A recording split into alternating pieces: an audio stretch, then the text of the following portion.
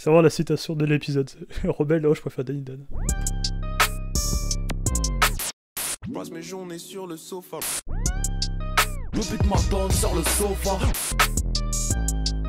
On est posé en dev dans le sofa.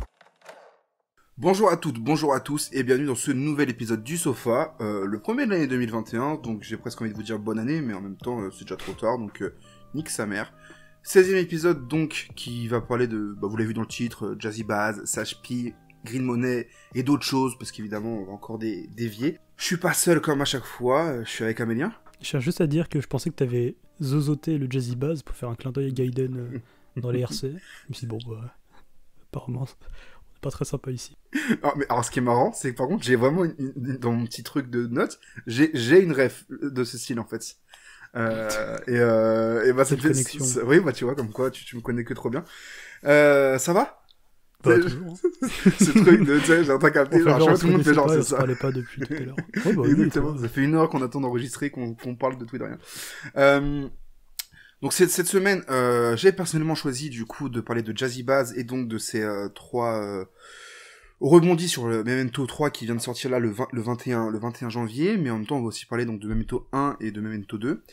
Ce qui fait donc du coup un espèce de gros EP 6 titres avec 3 mini EP. On va parler également de Sage P avec son projet Distant, que tu as choisi pour le coup. Exact. Dans les sorties assez récentes. Et moi j'ai choisi pour le coup Green Money. Enfin j'avais proposé à Amélien, je crois, dans le dernier épisode, Perestroïka de Dossé ou Fantôme de Green Money. Et tu m'as dit que tu préférais qu'on parle de Fantôme. Oui, parce que je connaissais moins ce projet. C'était l'occasion de le redécouvrir. Sachez que c'est un réel plaisir. Voilà. Teasing de mon manque d'objectivité dans cet épisode. Bon. On va commencer avec Jazzy Bass, donc, si ça te convient, évidemment. Non, vas-y. Let's go. Memento, donc, Jazzy Bass a sorti 3 EP, Memento 1 en octobre, Memento 2 en décembre, et Memento 3, là, le 21 janvier, comme je l'ai dit. Moi, je sais que j'ai bien aimé. Non, je vais te demander à toi, c'est plus simple de te demander à toi d'abord ton ressenti, finalement. Ouais, en vrai, c'était cool, parce que du coup, il y a 3 projets, je sais pas non plus 3 ambiances radicalement différentes non plus, mais il y a 3 ambiances, on va dire, allez, lançons-nous, tu vois. Donc c'était cool et tout, mais en vrai de vrai, toujours, mais ça m'a pas retourné non plus. C'est-à-dire que Alpha, il disait genre, les rappeurs français, il y en a plein que j'apprécie, mais très peu m'impressionnent. Après, c'est une histoire de goût, et c'est vraiment ça, tu vois, genre, il y a vraiment... Ça m'a pas retourné, et au contraire, en fait, je me suis même dit, à part pour quelques petites exceptions, en fait, ça, c'est des morceaux qui auraient pu être sur genre P-Town à l'époque, du coup. Enfin, à l'époque, ça, c'est 2016, je crois, ouais, 2013. Et en vrai, j'ai trouvé ça sympa. Après, on va détailler un peu plus, mais pas non plus renversant. Et vu que ça faisait longtemps que j'avais pas non plus réécouté Jazzy Bass, je me suis pas non plus dit, waouh, ah ouais, ok, c'est radicalement différent de tout ce qu'il a pu offrir. Ok, d'accord. Marrant. Marrant, ok. Marrant parce que pour le coup je pense assez différemment pardon. Et c'est là qu'on voit la force de cette nouvelle formule où finalement nos goûts peuvent être un peu plus en opposition, donc c'est pas plus mal finalement. Ça amène du débat. Moi je sais qu'au contraire j'ai beaucoup aimé, quand je dis beaucoup aimé, je dis pas que toi t'as pas aimé, mais en tout cas moi j'ai vraiment beaucoup apprécié et surtout ça m'a réconcilié avec Jazzy Bass et ça m'a rappelé à quel point j'aimais cet artiste en fait. Moi dans toute l'école l'entourage, c'est marrant, c'est dans le dernier épisode, donc on parlait de la Don Dada mixtape, et donc on faisait aussi ce truc de Alpha One par rapport à toute cette école là, comment était notre ressenti vis-à-vis d'Alpha One à cette époque. Et moi Jazzy Bass c'était un artiste que j'aimais beaucoup à cette époque là. Il y avait évidemment le 64 mesures de Spleen qui était qui est devenu son petit classique à lui. Et en fait ça m'a juste rappelé à quel point j'aimais Jazzy Bass donc, et je m'étais pas trop pris son dernier projet Nuit qui était sorti en 2018 il me semble. Je me l'étais vraiment pas pris. Il y avait 1 ou 2 feats avec Nekfeu, il y avait quelques trucs qui passaient bien. Parfum, mais en vérité qui était très sympa. Comment Parfum qui était très sympa. Je me rappelle même plus mec, tu vois. Alors vraiment c'est un projet que j'ai pas voilà, enfin je sais que moi c'est beaucoup plus sur P-Town que je m'étais retrouvé par rapport à Jazzy Bass. Et je trouve que sur ce projet je retrouve un Jazzy Bass que j'aime bien, un Jazzy Bass qui s'amuse beaucoup, et un Jazzy Bass que je trouve intéressant. Par rapport à Memento, donc j'étais assez curieux de la sortie du premier des 3 EP, donc à chaque fois c'est des EP 2 titres, donc je me demande si la démarche c'est pas de balancer des petits EP 2 titres avec une cover simple, avec à chaque fois ses dérivés, avant d'arriver avec un projet plus fat, genre au mois de mai, tu vois, un truc comme ça. Mais je pense que ça va être le schéma, parce qu'en plus, Nuit, c'est daté de quand, 2018? 2018, ouais. Novembre, Ouais, je crois. un bon, truc il comme y a grave moyen que ce soit à peu près le temps qu'il lui a fallu pour faire son projet, et Ouais. que là, c'est un peu la petite Les pastille chutes. avant de... les petites croquettes, avant de commencer dans un vrai projet, quoi. Ouais, je pense que c'est un peu ça qui se profile au niveau de Jazzy Bass et donc du prochain gros projet de Jazzy Bass. Et ça se trouve, non, ça se trouve, c'est qu'il veut juste continuer à balancer que des EP de titres, un par mois, admettons, ce qui serait une belle façon de faire. Enfin, je sais pas en vérité. À force, tu pourrais. Ça va faire un effet 3010, comme l'année dernière. Mais 3010, c'est vraiment des gros projets, là, c'est un petit 2 Oui, titres. en plus. Et non, non, 3010, c'était quand même c'était des 8 titres, 3010. Oui, je sais, c'est ce que je dis. Alors que Ok. Jazzy Bass, c'est vraiment des Ouais, c'est petits des 2 titres. petits de titres. J'ai même, pour préparer cette émission, je crois que t'as fait pareil, mais j'ai même fait une playlist avec les 3 projets, donc les 6 titres. Oui, j'ai tout mis d'affilée. Et ça, c'est un truc que, par contre, que je tiens à souligner, c'est que ça s'enchaîne très bien. Il y a une vraie belle cohérence, je trouve, entre les 3 projets. Il y avait des ambiances à chaque fois un peu différentes, et surtout une évolution relative dans la mesure où il y a un joli line-up sur ces projets-là, pardon. On retrouve Edge à 2 reprises. On retrouve aussi Zedune Pavarotti. J'étais surpris, mais ça fonctionne plutôt bien. Et puis, j'aime beaucoup Zedune Pavarotti, donc au bout d'un moment, voilà. Il y avait qui d'autre? J'ai noté ça. Il y avait... Jarod, il y a Infinite. Voilà, il y avait Tortoise, Gros Mots, Jarod, Infinite et Esquisse. Donc, au niveau des noms, comme ça, que je viens de dire, ça donne aussi une certaine couleur de ces projets-là. On sait que, par exemple, sur le morceau avec Jarod, Infinite et Esquisse, bon, ça a plus dans une direction, et quand tu ramènes Zedune Pavarotti et Tortoise et Gros Mots, la musicalité prend un peu plus de place, par exemple. Bah, en fait, c'est un truc que j'ai remarqué aussi, c'est que, tu vois, sur Memento 2, du coup, Ouais. moi, je me prends davantage les invités. Genre, par exemple, le couplet de Zedune, je me le prends à fond, celui À mort. d'Infinite, pareil, celui de Jarod également, tu vois. Mais Jazzy Bass, je sais pas, en fait, j'arrive pas à être enthousiaste ou content de ce qu'ils proposent. Mais par contre, les invités, je me dis, ah ouais, ils ont grave fait le taf, ils ont grave... Enfin, ils arrivent et vraiment, ils ont respecté le truc, quoi. Je suis pas d'accord avec toi, donc, Oui, c'est parce pas que... oui, voilà. Mais, en fait, je vois ce que tu veux dire par rapport aux invités, qui, par contre, sont très chauds, évidemment. Enfin, il y a aucun artiste en dessous.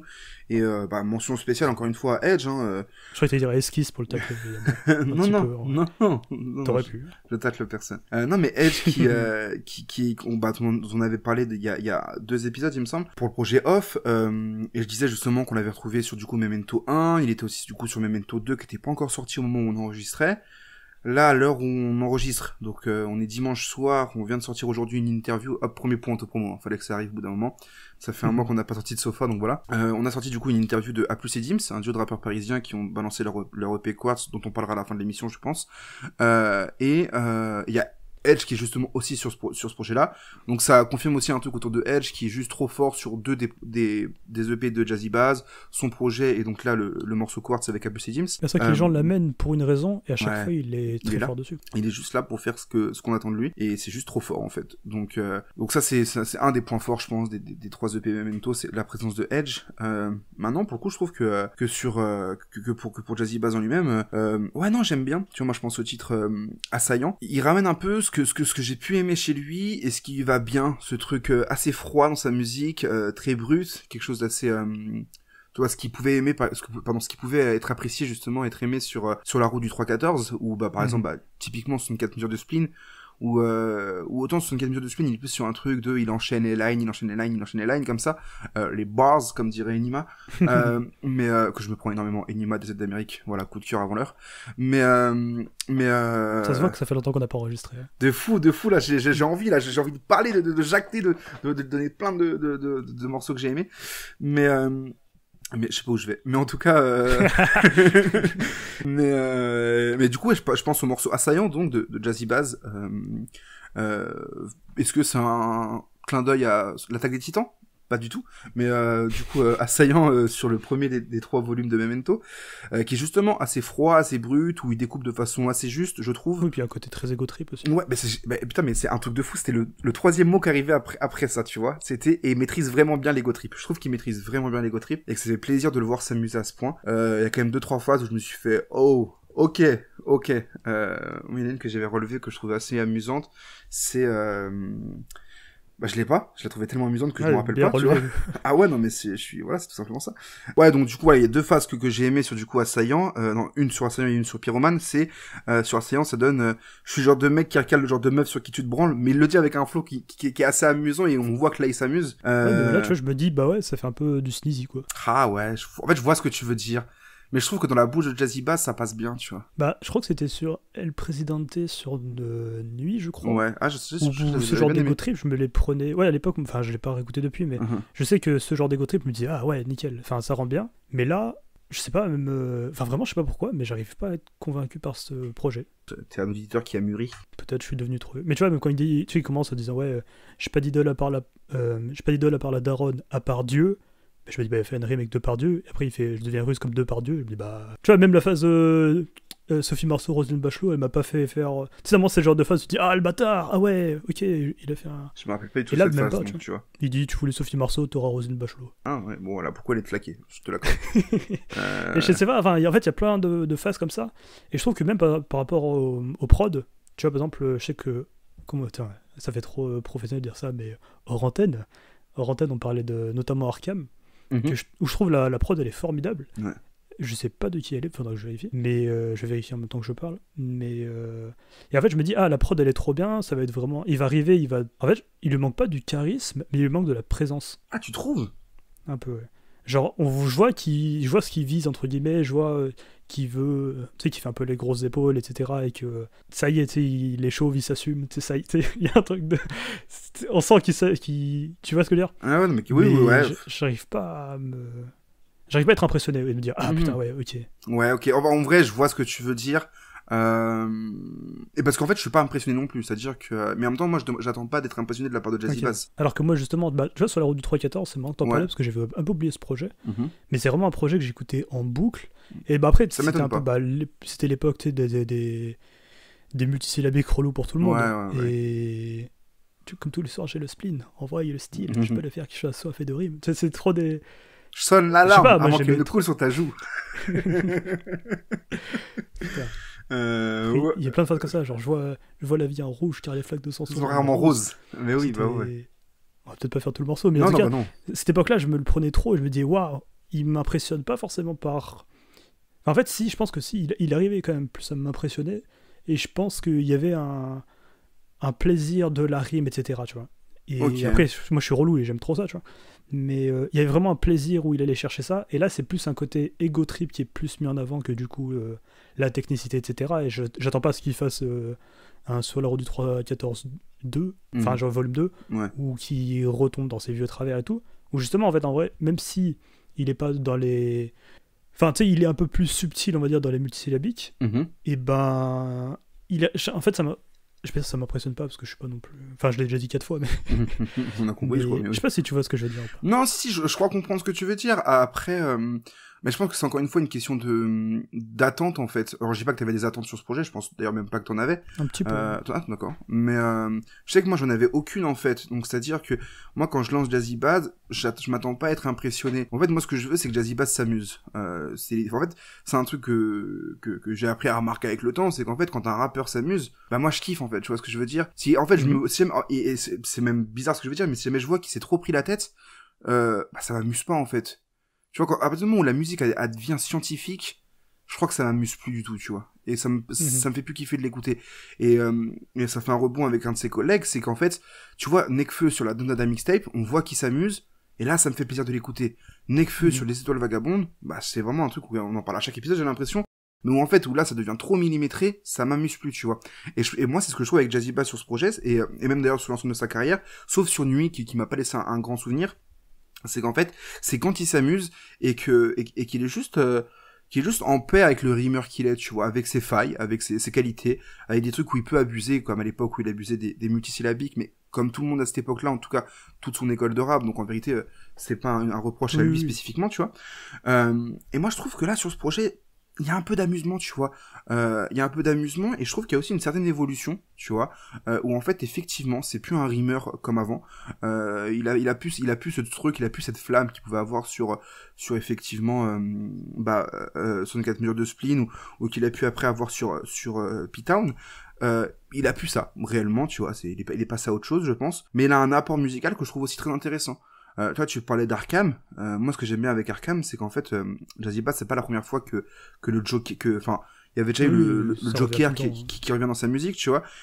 Donc c'est un peu limite un point d'ancrage en fait. Quand tu écoutes Jazzy Bass, si jamais tu veux être sûr d'écouter le même artiste, bah faut qu'il y ait une référence au Joker ou à l'univers de Batman. Donc il y a un morceau qui s'appelle Arkham, qui joue un peu de ça, un peu de cette folie, un peu de tout ça sur une prod drill, tu vois. Donc ce qui est assez intéressant et particulier, c'est-à-dire que je vais pas repréciser mon affection modérée et relative au mouvement drill français, mais je trouve que là, particulièrement pour Jazzy Bass, ça fonctionne sur cette prod-là, mais surtout pour ce qu'il en fait au refrain, en fait.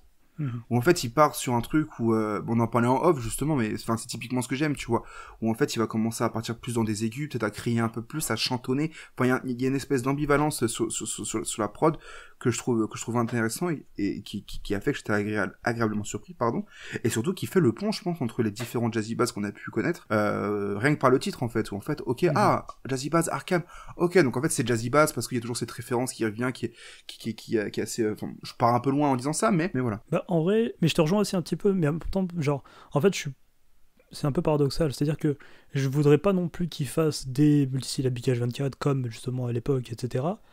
Mais c'est juste que là, en fait, je trouve pas qu'il y ait de la flamme, tu vois, le petit truc qui fait me faire ah, bien vu, ah, enfin, ce petit truc-là. Et je sais pas, après, bah, on verra au prochain projet, hein, peut-être que ça va être. Parce que du coup, tout ce que tu racontes depuis tout à l'heure, en fait, je suis d'accord. Mais c'est pas assez. Ouais, c'est peut-être juste que je n'entends trop. Et que... Mais paradoxalement, quand j'ai lancé, je m'attendais pas non plus à ce que ce soit la baffe de l'année ou autre, tu vois. Mais je sais pas, en fait, c'est trop. Si jamais, pour essayer de résumer ton propos, si je l'ai bien compris, c'est très prétentieux de dire ça, mais je pense qu'en fait, il y a ce truc de Jazzy Bass. Merci, c'est gentil.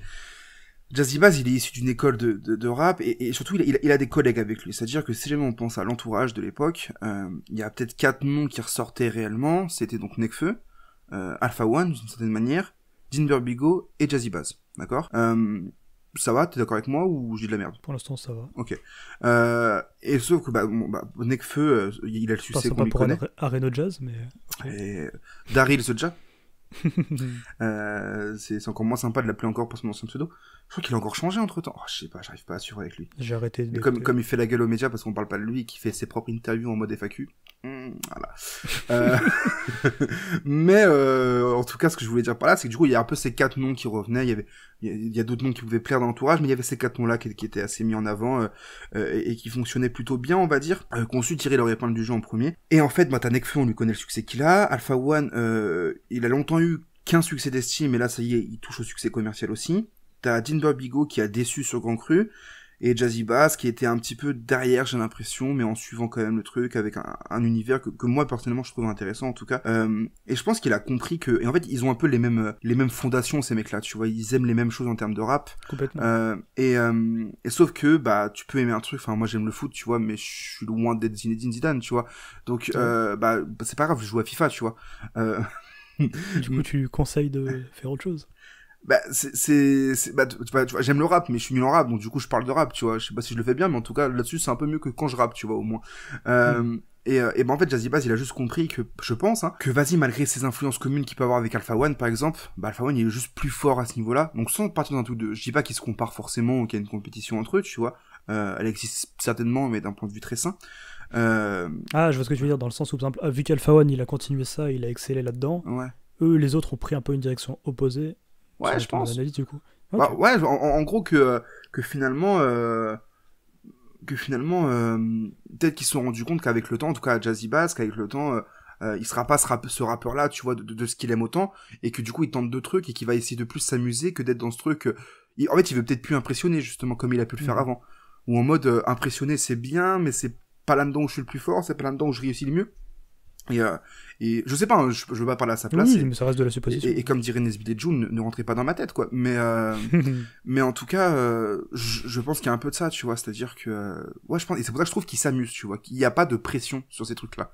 D'ailleurs, qu'il envoie son réel promo en plus, ça, tu vois. Donc, il y a aussi ça à prendre en compte, je pense. C'est-à-dire qu'il est pas là depuis 6 mois à nous dire, mon album arrive, il va tout tabasser, tu vois. Non, il envoie juste 3 projets comme ça, on vas-y. Oui, c'est ce qu'on disait ce que je résumais par croquette, en mode, tenez, c'est ce qui est un peu prenez ses cacahuètes et puis attendez le projet, quoi. C'est ça. Tu vois. C'est ça. Moi, c'est comme ça que je le vois. Le saumon arrive. Effectivement. Mais bah là, en tout cas, tu vois, bah moi, les cacahuètes, je les trouve très bien, genre, tu vois, genre pas trop salées, pas trop croustillantes, elles te font pas mal aux gencives quand tu les grailles, elles sont très bien, tu vois. Alors que moi, je les trouve un peu, tu sais, il manque un peu de sel. Ouais. Même colle pas aux dents non plus, tu vois. Ok. Putain, les analogies culinaires. Je fais des métaphores, tu fais des métafaibles. C'est plaisir, ça. Mais voilà, puis après, bah, je trouve qu'il conclut aussi Memento 3, du coup, je sais pas s'il y aura un 4. Je crois que j'aimerais bien qu'il y ait un 4 quand même. Pour que ça fasse un ensemble 8 titres assez sympa. 6 titres, je trouve ça un peu léger. Et en même temps, Memento 3 se termine très bien avec du coup le morceau Apocalypse Now. Plus vaporeux, plus doux, plus léger à l'entrée. On dit ok, on arrive sur la fin, peut-être même sur la fin de cette espèce de trilogie de P. Et puis bah non, pas du tout. T'as un gros bruit d'éclat de verre qui arrive et puis t'as la prod qui s'accélère, il revient kicker un peu plus fort, un peu plus fermement on va dire. Et ce que je trouve bien c'est que depuis Mosaïque Solitaire, je me trompe peut-être de morceau mais je crois que c'est Mosaïque Solitaire, ou qui est sorti du coup en 2017 je crois, Ipséité. Il y a tout le monde qui s'essaye au changement de prod en fait. Et c'est rarement bien fait je trouve. Je sais pas ce que t'en penses. Bah, je pense pas que ce soit Damso qui est. Non, de ça, mais je trouve que le hasard. Ah, fait je veux que... dire depuis. Ouais, okay. Non, c'est pas Damso qui a amené ça, pas du tout. Mais que depuis qu'il y a ça, je trouve qu'il y a de plus en plus de trucs où. Vas-y, viens, on fait un changement de prod sur le projet, tu vois. Non, fais pas ça, gros. Reste sur une prod simple. Et. Bah, tu vois, je trouve que là, Jazzy Bass, il le fait encore une fois. Peut-être que je suis trop fan, du coup, peut-être que je manque d'objectivité. Mais je trouve qu'il le fait bien. C'est un changement de prod que je trouve cohérent et intéressant par rapport au projet, tu vois. Ok. Et, par contre. Et du coup, toi, c'est quoi ta partie préférée des 3 ? Je veux juste finir vite fait sur du coup Apocalypse Now. C'est le seul point faible du coup de. Fais l'émission tout seul, vas-y, je me casse. non, mais c'est le seul point faible du coup de ces 3 projets, c'est qu'au bout d'un moment il a un flow à la Nekfeu qui me fait un peu chier, tu vois. Mais franchement, ça va. Ma partie préférée des 3, je dirais. Franchement, je dirais. Il y a Arkham que je trouve trop fort, tu vois. Et en même temps, j'aime beaucoup le morceau. Je pense que c'est la partie 2 pour les filles. En fait, partie 2. Mais Arkham en plus. Genre, tu vois, j'en prends 3 du coup. Je triche un peu. Ok. Et toi ? Après, moi, c'est vraiment la 2 pour les feats et pour les. En fait, je trouve que justement, les feats amènent de l'air frais. Ouais. Qui fait que je suis content quand il y a autre chose. Et quand je l'écoute, je me dis pas, putain, Jazzy Bass est le meilleur sur ce morceau, Jazzy Bass est le meilleur sur. Enfin, que ce soit sur Baboulaine, tu vois.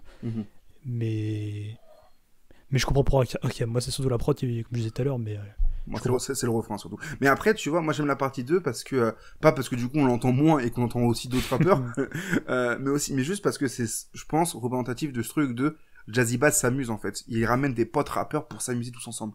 Et du coup, c'est ce que je retiens moi de ces 3 trucs, c'est que Jazzy Bass s'amuse sur ces 3 EP, et c'est ce que j'ai aimé du coup. Voilà. Bah, de toute façon, c'est sûr que c'est toujours cool d'avoir de la nouveauté, d'avoir des. Je vais pas dire des morceaux sans prise de tête, parce que sans prise de tête, il y a un côté un peu, je l'ai fait à l'arrache et. Mais en tout cas, ça reste cool de l'entendre encore en 2021 du coup. C'est ça, et je terminerai donc sur une phrase qui dit que pour moi avec ces 3 projets, il revient et boum, il montre tout simplement que le Jazzy Bass ne fait qu'exceller. Ne fait qu'exceller, wow. Voilà. Annoncé en intro, c'est tac. Je t'avais dit que j'avais une rêve comme ça. Mais voilà, moi j'ai bien aimé personnellement. Si on devait donner une note, non, on donnera pas de note. Non, on fera jamais ça. mais voilà. Non, mais en tout cas, c'était quand même cool d'écoute. Enfin, c'était pas non plus horrible, et même si je suis pas très positif, c'est sympa, mais je réécouterai assez peu par la deuxième partie. Quoi. En fait, t'as pas détesté, c'est juste que, on va pas le répéter, mais que t'es pas impressionné, quoi. Voilà, c'est ça. Voilà, effectivement. Voilà, impressionnez-moi les rappeurs. Hein. C'est votre seul objectif, hein, de toute façon. On passe à la suite ? Ouais, j'attendais que tu fasses ta transition.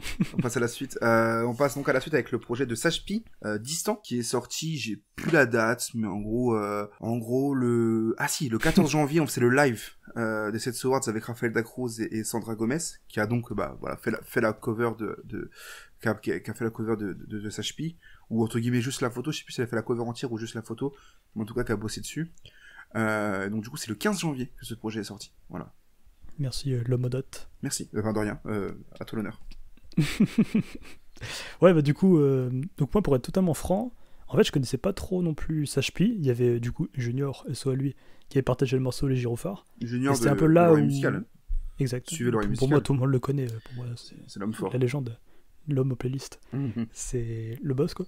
Et en fait au début je me suis dit bah vas-y je vais le lancer parce que si... En fait je crois que j'avais juste écouté Les Gyrophares et je m'étais dit ok c'était sympa. Et qu'il faudrait que je retourne dessus plus tard, après on a fait le live et tout, ou je sais plus si c'était avant ou après, Peut-être que le morceau était sorti un peu. Je sais plus. Je suis trop nul en date. Bref. Moi aussi. En tout cas, au début, en tout cas, quand j'ai lancé le projet, du coup, c'est qu'au début, je me suis dit, c'est marrant qu'on ait fait une émission sur Untrill un petit peu avant, parce qu'il y a un peu une vibe, notamment c'est dans la manière dont il parle de faire plus d'argent, et il y avait aussi un petit côté de Luigi dans les instrus, et du coup, autant pour Untrill, je pense que c'est un peu une coïncidence, et c'est justement cet effet, on a enregistré il y a pas longtemps, et il parle un peu des mêmes sujets, etc. Donc, en vrai, il n'y a pas non plus trop de cohérence, mais un feat entre eux, ce serait bien, tu vois. Et en fait, pour Luigi, bah, du coup, c'est en faisant quelques recherches que j'ai trouvé que du coup, bah, Sashpi, en fait, c'était P Magnum, donc son blase de producteur. En faisant des Et qu'il recherches, a mais quel notamment- menteur. Bah, j'ai travaillé, hein. C'est Sandra Gomez qui nous l'a dit. En off, Oui, avant mais le truc. Sauf que j'ai pas de mémoire. T'avais oublié, donc t'as l'impression d'avoir travaillé. Ok, je comprends. Oui, alors que juste on me l'a dit, mais j'ai aucune Ouais. mémoire. Donc du coup, quand j'ai fait mes recherches, parce que on me parle, mais j'oublie tout. Désolé pour les gens qui me parlent. Et donc du coup, c'est là que j'ai vu que du coup, bah en fait, en effet, il a bossé du coup notamment pour Luigi sur Tristesse Business, pour le deuxième solitaire et tout et tout. Donc son alias de beatmaker, Et- je sais pas si tu l'as dit, mais c'est P Magnum du coup. C'est ça. Voilà. Et que du coup, ouais, il a fait pas mal de coprod sur Tristesse Business et T'as noté il les a sons fait- ou pas? Parce que moi je les ai notés. pour être sûr. de mémoire, il y avait Agoué et après c'est des coprod, je crois. Il y a donc Egwe, Erzuli, Christian Dior, les 3 pour deuxième solitaire. Immaculé aussi sur l'EP Station 999. De toute façon, il y a énormément de Luigi. Et il y a même aussi un mec qui aime encore plus Paris que Inès, c'est Roman Joe Lucas. Et du Ah coup, ouais, en fait, à j'ai- chaque fois que. Ouais, il a fait Humeur Parisienne, du coup. Inès qui est donc la graphiste de cette scène, qui a fait le... Si vous regardez sur YouTube, qui a fait le visuel que vous voyez, voilà. Tu dis des noms, toi tu présentes pas les gens, présente les gens. Mais pour moi, tout le monde les connaît. C'est Charles Bonheur de Moi, Londres c'est- qui sont juste trop forts. Il y a que des légendes. Voilà, ouais, c'est vrai, c'est jeune boss.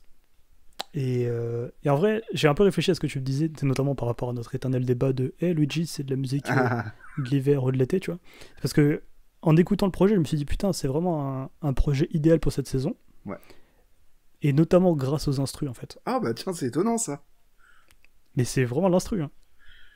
Ouais, mais ouais. Mais on a déjà eu ce débat, On va pas pourquoi pas reprendre. replonger là-dedans. Et on a déjà tranché. Luigi, c'est pour l'hiver. Ou l'été, si t'as du goût. T'es la seule personne à le dire en fait. Donc au bout d'un moment. J'ai mes propres combats. Et donc du coup, ce projet, c'est bon. C'est pas bon. Ouais, c'est- Là, il m'a impressionné. Ah, t'as l'impression. Et du coup, c'est justement parce que je découvrais un nouvel artiste, du coup, bah, je me suis vraiment pris le projet. Bah bravo Et- Sashpi, hein, parce que Amélien est dur à impressionner. Donc. Voilà, j'étais impressionné. Non, mais du coup, tu sais, il y a un peu une ambiance de. Je pense qu'il a dû te plaire, notamment c'est un peu de triste lover, tu vois. Ah, Je me ça suis dit, recommence. ah, ça y est. Ça tu vois. recommence. Je t'ai dit, moi, je te crée de réputation 2021. Ah ouais, putain. Non, mais du coup, ouais, genre, tu sais, il y a. Tu sais, genre. Bah, notamment, en fait, dans la partie production, il y a vraiment, genre, un écrin de triste lover, tu vois. Ouais, non, c'est vrai. Et qui fonctionne trop bien, et je vais te laisser parler un petit peu parce que je fais des monologues, mais. Non, mais bah, moi, ce que j'aime beaucoup en fait avec ce projet, tu parles de monologue, donc je dirais un mot qui vient avec monologue, c'est prologue. C'est ça? Je crois que c'est le premier morceau du Le projet. début, ouais. Et en fait, moi j'aime beaucoup ce prologue où en fait, il regarde où il écoute, je pense, il est dans sa gova, Les il infos, écoute les infos avec des trucs qui sont pas forcément très sympathiques. Il reçoit un coup de fil d'un pote, il va aller le capter, puis après, il reçoit un coup de fil d'une meuf, ils doivent se voir, nana. En fait, j'aime bien ce prologue parce que, à la réécoute, par contre, je pense que je vais sauter ce truc-là, tu vois, parce que ça m'intéresse pas spécialement. Par contre, Bah, ce c'est un qui peu est anxiogène, quoi, les infos, quoi. en plus, voilà. Mais par contre, ce qui est intéressant, c'est que sur une première écoute, ou les premières écoutes en tout cas, ça te place dans un contexte, en fait, dans un cadre, et tu sais où tu vas suivre Sashpi, en fait.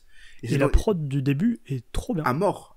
Mais c'est vraiment le truc qui est trop fort sur ce projet, c'est qu'en fait, la partie production est juste, c'est fait avec tellement, Sublime. c'est léché, en fait, c'est magnifique. Et surtout, moi, ce que j'aime bien, c'est qu'en fait, donc, du coup, il y a ce truc de contexte que je trouve assez intéressant. Même plus tard, hein, sur le morceau Distant, je crois, ouais, sur le titre éponyme, il y a un truc de, il y a un espèce de dialogue, donc j'ai pas capté si c'était lui qui parle ou un pote à lui, mais sur ce truc du nombre de potes que t'as vraiment, et quand tu comptes bien, tu retires celui-ci qui veut juste ton oseille, celui-ci qui veut juste le cul de ta meuf, et ceci et cela et nana. Et donc pareil, il y a aussi un truc genre de déception, de désillusion, de distance, du coup, qui veut prendre, d'où aussi le titre du projet, et donc du morceau en question. Et moi sur ça, j'ai trouvé ça intéressant parce que quand tu découvres Sashpi, en fait t'es aidé, t'es guidé pour découvrir Sashpi et sa musique, qui est pas forcément très cryptique, donc enfin c'est pas la musique la plus dure à saisir, tu vois, mais il y a quand même un petit contexte, donc j'aime bien, ça me parle, et moi ça me rappelle Falco par exemple, mais ça a rien à voir musicalement, mais, Oui. rien à voir, vraiment rien à voir. C'est Mais- un petit peu de. Mais Falco, si je l'ai bien aimé, quand je l'ai découvert il y a un peu plus de 10 ans maintenant, c'est parce que dans ces Des morceaux, interludes. il y avait beaucoup de dialogues, en fait, les interludes qui sont arrivés un petit peu après, enfin, que je me suis plus pris après, tout ce qui est les intros, les interludes et les outros, qui sont issus d'œuvres cinématographiques ou de séries. D'ailleurs, je vous conseille Conte l'article, de Tess. effectivement, les contes de Tess, mais je vous conseille évidemment l'article, Falco et The Wire, plongé au cœur de Baltimore, où en fait j'écris un peu sur comme si en fait si Falco avait écrit l'album Conte de Tess 2 comme un personnage de The Wire au cœur des rues de Baltimore, un article dont je suis un petit peu fier. Et ça me rappelle un peu ça parce qu'en fait il y a un truc de contexte en fait, tu vois, il y a un truc de contexte et tu sais où tu vas te placer.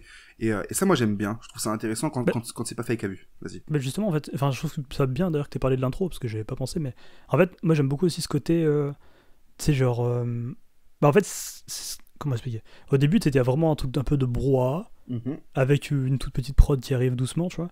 Et en fait, quand justement tout ce qui est les infos anxiogènes, etc., et tout ça se coupe, je trouve que, en fait, tu dis ah putain. Et en fait, je trouve qu'il y a vraiment un côté un peu vent frais. Tu sais, il y a vraiment un souffle d'air frais. Tu vois, vraiment, c'est. T'as vraiment un. Ouais, ça en fait. Et je trouve que justement, en fait, ça fait du bien et t'es content de lancer le projet parce que justement, tu vas vers ce truc un peu justement distant, un peu froid et c'est plus pour ça en fait.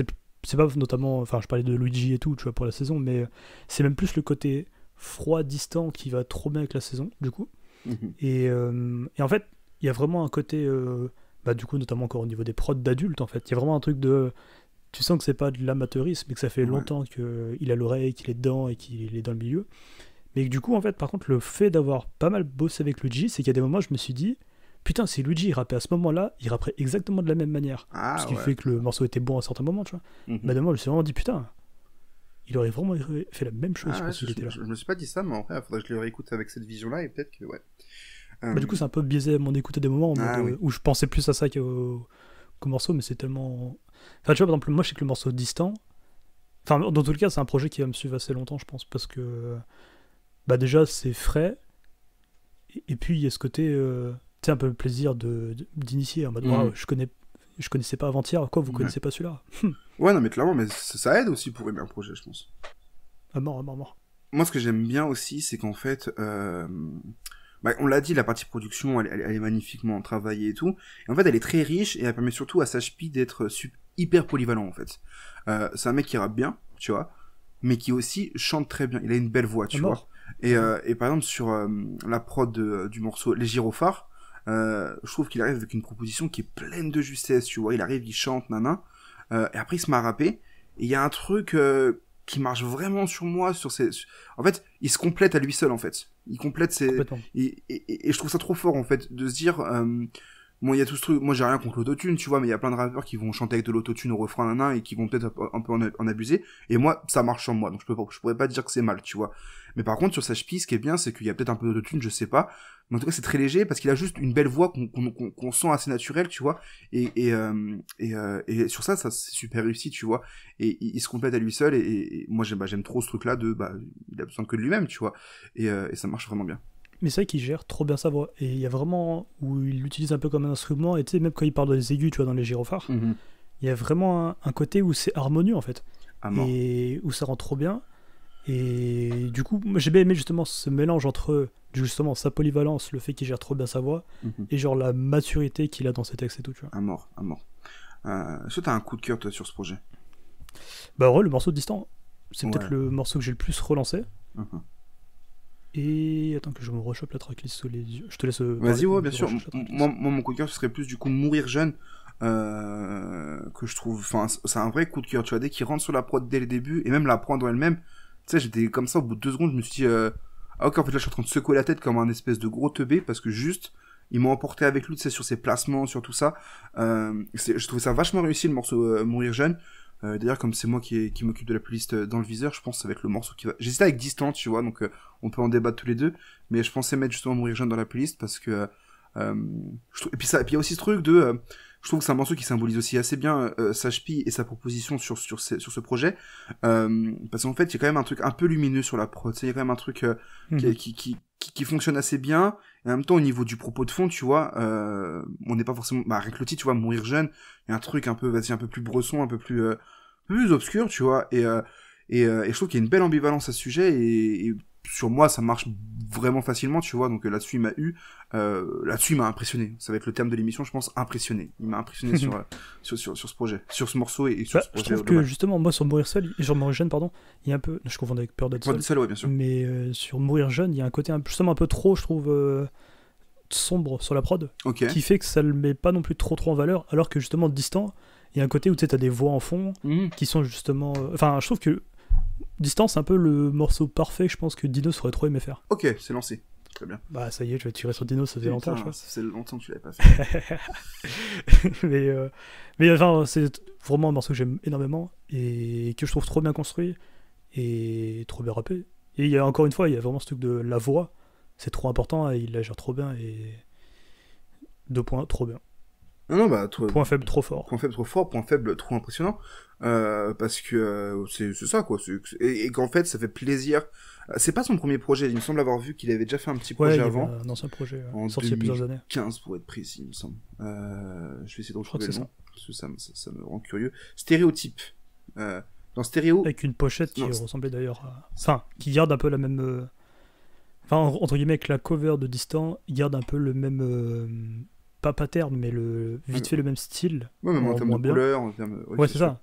De Stéréotrips. Stéréotrips, voilà, pour me corriger. Ah, l'époque des jeux de mots. Sorti on est en plein dedans. Ça y est. Sorti en 2015, donc effectivement. Projet que j'ai pas écouté, par contre. Sur Genius, il y a même qu'un seul morceau de recensé, qui s'appelle donc Stéréotype, pour le coup. Donc voilà.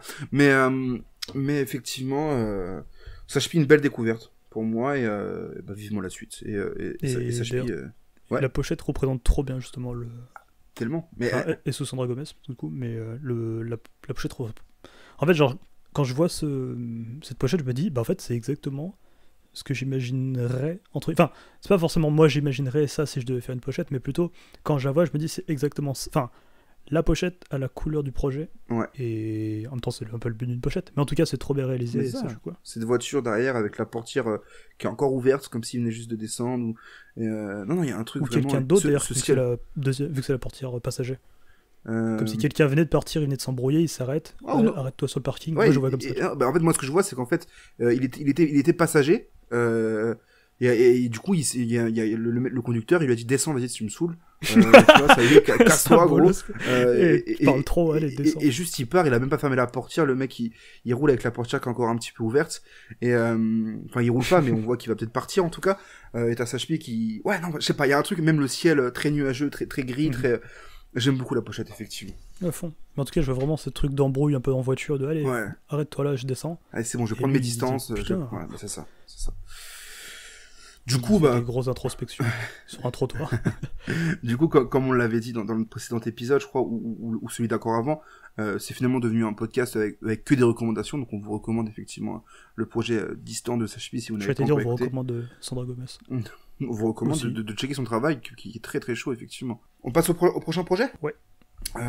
Projet que j'ai donc choisi en te proposant, donc, comme je l'avais dit, soit Perestroïka Dossé, soit Fantôme de Green Money. Tu as choisi Green Money pour mon plus grand plaisir. C'est donc un projet qui est sorti en 2013. Fantôme, c'est un album de Green Money, donc le deuxième, il me semble. Je suis un peu perdu à ce niveau-là.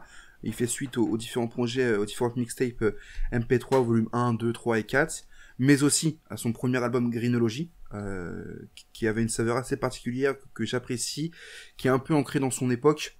Donc 2013 pour Fantôme, donc Greenology ça devait être 2010 je pense, un truc comme ça, et qui est un peu ancré dans son époque et qui a un truc un peu il y a une saveur particulière que j'aime beaucoup sur Greenology, donc on aurait même pu parler de Greenology en vérité, mais Fantôme qui est un album je pense assez important de Green Money, et Green d'ailleurs parce qu'il me semble qu'il s'est renommé, mais habitué, on va donc l'appeler Green Money tout le long de l'émission, ou Green Montana comme le fait Amélien des fois.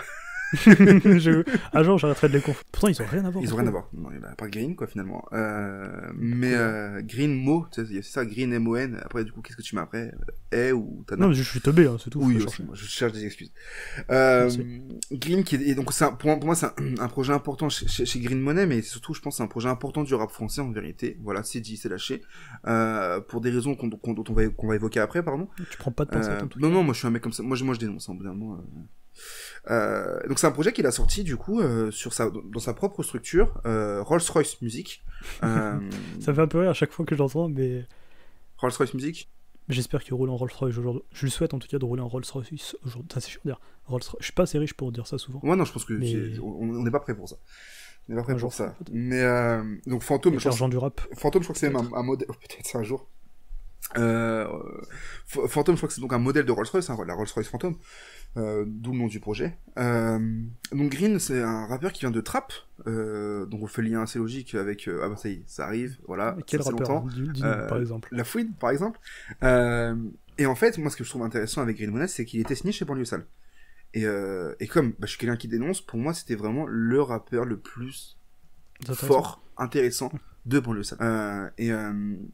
Et donc du coup après bon il est parti et en fait son départ il laisse un petit goût amer quand même parce qu'en fait quand tu vois le reste du roster Banlieue Sale, les artistes qu'il y a eu par la suite, tu te dis c'était quand même bien quand il y avait Green chez Banlieue Sale hein, parce que après c'était un peu Fababi, MAS, Sultan qui est pas mauvais mais Green il avait un truc en plus tu vois Green c'est et puis Green il était très aussi très en avance sur son temps, il avait un truc, il avait une vision d'artiste qui était assez intéressante dont on va encore une fois parler par la suite et donc Green est un artiste pardon donc là c'est la partie présentation Amélien je te conseille de siroter ton thé pendant ce temps. Non mais t'inquiète moi j'écoute avec attention. Green qui était donc présent sur Capital du Crime volume 1 et volume 2 il avait notamment fait le titre Mauvais Oeil avec La Fouine justement un morceau un super clip c'est un morceau qui est assez majeur dans la carrière de Green parce qu'en fait ça l'a forcément dévoilé à un public un peu plus grand et il arrive donc sur Capital du Crime 2 qui fait suite à Mes Repères qui est donc juste avant La Fouine versus Laouni donc au moment où La Fouine commence vraiment à monter un peu plus sérieusement on va dire donc c'est le meilleur moment pour mettre en avant des rappeurs et c'est ce que La Fouine a toujours aimé faire avec ses Capital du Crime et donc sur Capital du Crime 2 il y a vraiment un truc où c'est tu vois, sur Capital du Crime 2, il y avait qui? Il y avait le Roi Enoch, par exemple. Incroyable couplet. Effectivement. Il y avait Black Kent, il y avait Nesbill, il y avait du beau monde, il y avait, comment qui s'appelait? MLC. Moi, MLC, j'aimais beaucoup MLC, qui était le rappeur le plus intéressant. Le son et Canard de tout, la Green et tout. Né pour briller, notamment. Ouais, carrément. Ouais, c'est ça, ouais, bien sûr. Il y avait Lino, il y avait du monde, non? Oui, c'est sûr. Lino, ça me faisait rire parce que je pensais à ce qu'à la fin il disait, qui sait, merci à Mohamed d'Arsenic ou un truc comme ça. Il y avait un truc comme ça et c'était assez marrant parce que bon voilà. Et qu'est-ce que je veux dire et donc bref en tout cas voilà Mauvais Oeil de Green qui était vraiment très chaud et donc je l'ai réécouté aussi ce morceau pour préparer l'émission et ce qui me marque moi avec ce morceau c'est que c'est un peu à l'image de Green c'est qu'en fait c'est un morceau qui n'a pas vieilli. La musique de Green je trouve qu'elle tu vas peut-être me contredire toi parce que moi forcément je suis totalement dedans donc je suis très peu objectif mais je trouve que la musique de Green ne vieillit pas ou alors si elle vieillit pas en mal, c'est-à-dire que tu te dis pas en mode je peux pas écouter ça en 2020 ou 2021, c'est ça qu'on est en 2021 maintenant, parce que c'est trop vieux et que, enfin entre guillemets, je trouve que ce serait pas un argument valable. Je trouve que cette musique elle a une teinte assez particulière, une saveur particulière, mais je trouve que globalement ça va. Sur le projet Fantôme, moi notamment. Il y a des morceaux un peu, je pense qu'on va peut-être en discuter, mais des morceaux comme des trucs comme ça, effectivement. Mais et surtout, avant de parler plus sérieusement du projet, il y a aussi un point qui est assez important avec Green Money. Je l'avais dit du coup à la fin du dernier podcast où on va parler du père du cloud rap français. C'est Green Money qui ramène le cloud rap en France. C'est pas Triple Go qui avait fait un petit tweet comme ça, je crois il y a quelques temps, qui était assez amusant sur le fait que c'était eux, je crois, les précurseurs du cloud rap. Alors je veux pas déformer les propos de Triple Go, mais en tout cas il y a un article sur Triple Go qui est sorti, 2 articles même, mais un seul, surtout un. Ouais. Oui, l'autre a disparu. Du coup. Ouais. Il a mystérieusement disparu. Vous tapez Triple Go sur le site et vous trouvez la solution ou le mélange avec barre de recherche. Effectivement. Solution aqueuse. Nouveau site d'ailleurs, c'est vrai qu'on ça fait longtemps qu'on n'a pas fait de sofa. Vous voyez, nouveau logo, nouveau site aussi. Donc allez faire un tour sur ce nouveau site qui est beaucoup plus agréable que l'ancien, qui est beaucoup plus fluide, beaucoup plus joli. Voilà. Et donc tout ça pour dire que par rapport au cloud rap et même par rapport à tout ce qui entoure, je pense, Green Money, même en termes de thématique, en termes de cette manière de raconter un peu le spleen, la mélancolie, même la rue, c'est un truc qui se retrouve après derrière chez des mecs comme Ademo ou SCH, 2 artistes qui ont pu lâcher des petits SO à Green, notamment Ademo qui a admis avoir pas mal écouté Green Money, et SCH qui avait lui-même lâché un SO donc à Ademo, à Green Money, pardon. Et donc ce qui est intéressant, c'est que justement par rapport à ceux de Cloud Rap, finalement Green il était quand même là depuis un petit moment. Mais en fait, j'arrive pas. En fait, j'ai compris. En fait, c'est bizarre. Moi, dans mon approche du coup du projet, En fait, c'est qu'on me l'a vendu un peu en mode, justement, avec l'argument du, c'est le premier album qui a ramené le cloud rap en France. Mhm. Et du coup, quand je le lance, je m'attends à ce que ce soit genre, Ultra entre guillemets, vaporeux, du triple go PNL avant Ouais. l'heure, tu vois. Ouais. Et quand je le lance, je me dis, bah, pas du tout. Et du coup, j'arrivais pas trop à affilier ça du cloud rap, bizarrement, tu vois. J'ai ce côté un peu déprime, etc., voire un peu nonchalant à des moments. Mais En fait, je en comprends. quoi pour toi, c'est vraiment du cloud rap, du coup? Moi, je comprends. Enfin, je pense que ça a l'air d'être unanimement, Oui. tout le monde a Ouais. l'air d'accord, mais Ouais. j'ai pas arrivé à vraiment retrouver ça, en fait. Alors d'ailleurs, je veux juste préciser une chose, c'est qu'on avait sorti un thread donc sur Green Ouais. Money, et qu'en fait, ce que je viens de dire par rapport à la démo SCH, ça sort pas moi de ma tête qui ai fait mes recherches, enfin, si du coup j'ai fait mes recherches, mais ça sort surtout d'une interview que Green avait accordée à l'ABCDR, que je vous invite à lire, et dans lequel justement, avec le journaliste, je sais plus qui a fait cette interview, il parle justement de ça, et donc que Green... D'ailleurs, ce qui est assez marrant, c'est que Green, il a un statut très humble, en fait, à ce niveau-là, il est pas en train de dire... je suis le père de tous ces clouders rappeurs, tu vois. Je sais pas s'il y a un terme pour ça, c'est cloud rapper du coup. Ouais, plutôt. Il est très humble à ce niveau-là, et il est surtout très modeste de ouais, bah, je suis content de les avoir inspirés, et puis vas-y, c'est dans le respect de la musique, et c'est cool. Et donc, enfin, c'est mortel avec la grande berge de Green, quoi. Et donc, par rapport à ce truc cloud, en fait, ce qu'il faut, c'est vrai que je suis assez d'accord avec toi, parce que en vérité, donc Phantom sort en 2013. Les premiers morceaux de PNL, enfin les morceaux de PNL en tant que tels, on va aller sur QLF en 2015. Triple Go, j'ai pas la rêve de quand est-ce qu'on peut jusqu'à quand on peut remonter Triple Go, et donc le cloud rap à la Triple Go. Mais en tout cas, il y a une évolution en fait de la musique entre temps. Donc quand Green Money sort Phantom en 2013, ce qu'on appelle cloud rap à ce moment-là, ça va pas être le cloud rap qu'on retrouve dans la musique de PNL ou de Triple Go, tu vois. Mhm. Il y a une différence évidemment. Moi je pense que l'aspect cloud de PNL, de Green du coup, ça va être notamment sur ses placements en fait. Sur cette tendance à laisser traîner les syllabes, à laisser traîner les mots, tu vois. Il apporte un sentiment de lenteur, tu vois, il étire ses phrases, c'est plus lent, c'est plus calme. Ça amène aussi des moments où tu te dis, bah, quand est-ce qu'arrive la fin de la phase, tu vois, genre évidemment, j'ai pas d'exemple de phase qui me vient en tête, mais tu vois, il va dire je m'appelle Green Money, et puis après il va dire autre chose, tu vois, il fait étirer un peu comme ça, tu vois, je suis un mauvais rappeur, hein. Mais, mais il étire comme ça, mais et sur des prods qui sont relativement pas planantes. Moi je suis pas un expert en cloud rap pour le coup, mais sur quand même un truc un peu, genre je pense au morceau City Phantom, tu vois, où il arrive et au bout d'un moment il chante dans les aigus, tu vois, il fait Trap City Phantom comme ça, tu vois, sur une prod très douce comme ça, et c'est là-dessus qu'on retrouve du coup un aspect cloud à sa musique, qui après évolue avec la technique, avec peut-être d'autres inspirations qui viennent d'ailleurs, et avec aussi, je pense, PNL et Triple Go, parce que le cloud rap de PNL, c'est pas le cloud rap de Triple Go, tu vois. Complètement. Donc après, chacun aussi De toute façon, s'approprie son le propre cloud cloud, rap, tu c'est vois. devenu vraiment un terme un peu fourre-tout, mais autant, je sais pas, Libby que Triple Go ou PNL. Enfin, c'est déjà trois musiques trop différentes. Et même là, si on met Green Money dedans, ce qui fait encore une équation encore peu C'est différente. ça. Chacun se l'approprie aussi, et chacun fait son truc un peu vaporeux, un peu nuageux, tu vois. Ouais, je me posais vraiment la question, parce en fait, on me l'a vraiment vendu comme le premier album de cloud rap. Non, Et je me suis dit, ok, ouais, vas-y, ça va vraiment être ultra aérien, quoi. En fait, je pense que tu t'en rends pas vraiment compte. Et je pense que même, tu vois, on dit aux gens, ouais, c'est un album de cloud rap. Pour ceux là qui nous écoutent et qui n'ont pas écouté ce projet, déjà, qu'est-ce que vous attendez? Vraiment, écoutez-le.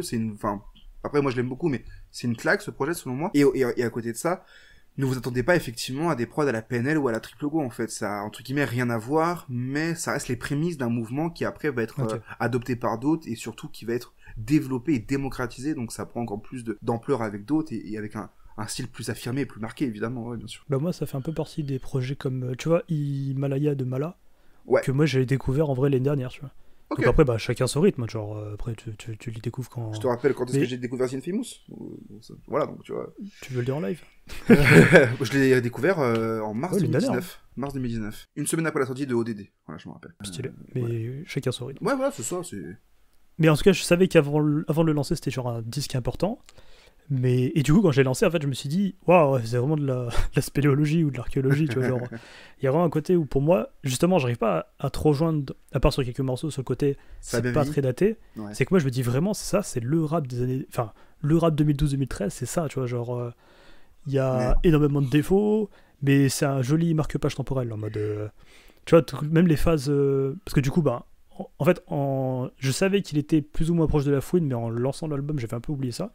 Mais du coup, quand il y avait des phases genre j'arrive armé. Non, genre, il y a une phase où il dit j'arrive armé en bande, c'était lesba, j'ai violé ton rap, DSK. Ah, Tu sais, c'est ce que j'allais dire. ce genre C'est ce que j'allais dire, j'ai de vu truc les de trois mettre des ouais. petites pauses, etc. Enfin, genre, c'est trop enfin, c'est trop cette époque-là et. Enfin, même dans le côté je veux être plus grand que enfin, il y a un côté un peu grandeur. Mais d'ailleurs, petite question. Dis-moi. Lil Wayne, il avait un peu ça Ouais. aussi dans ses placements. De marquer des petites ruptures comme ça et de ponctuer ses phrases comme ça, de marquer un petit temps dans ses placements. Pas non autant que la fouine, mais Pas ouais. autant Parce qu'en fait, Pas autant que la fouine, mais oui. Green, il a ce truc de, moi, à l'époque où je l'écoutais, enfin, au moment où il est encore un petit peu actif, mais très peu, enfin, en tout cas, de ce que je vois, moi, vraiment, mon approche de Green Money, ça s'est vraiment arrêté à Fantôme, et après, j'ai écouté un peu ce qu'il a fait, donc je crois qu'il y a MP3 volume 5 qui est sorti après, il y a 2-3 petits trucs, il y a Horus aussi qui est sorti après, un autre projet, il me semble, je sais plus si c'est Horus, mais en tout cas, voilà, il a sorti 2-3 trucs après, mais, à ce moment-là où je me prends, du coup, Green Money, c'est le plus quinri des rappeurs français, tu vois. Ou Booba, si on veut, tu vois.